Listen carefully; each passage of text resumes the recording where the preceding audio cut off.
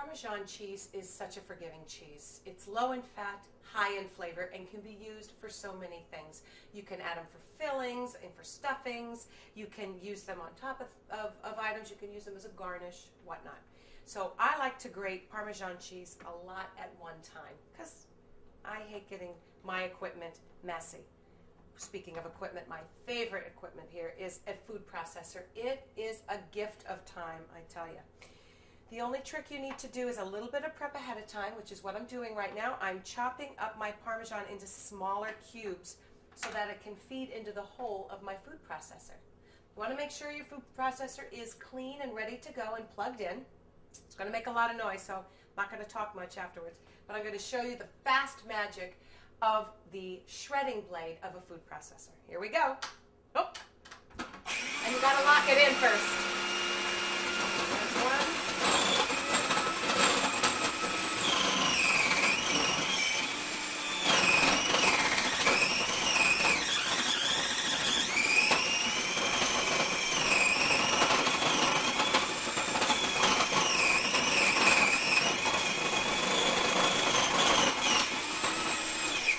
Try that at home.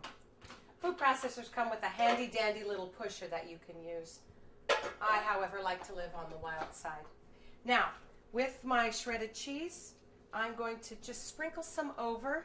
Got nice fat wedges, or chunks of cheese rather, and I'm going to sprinkle them over the pita with the canola oil on it, and then I'm going to toss it into the oven to bake. Nice big chunks. It's going to be really fun when these larger pieces of Parmesan are going to melt on them. They're going to be really fun and gooey, and we love gooey. Off they go into the oven, and while I'm in there, I think I'll check on our peppers. Ah, perfect, they're done. So as you notice, I turned on the oven one time, and I'm able to make a lot of dishes at one time. Look at those peppers. Aren't those gorgeous? Yum.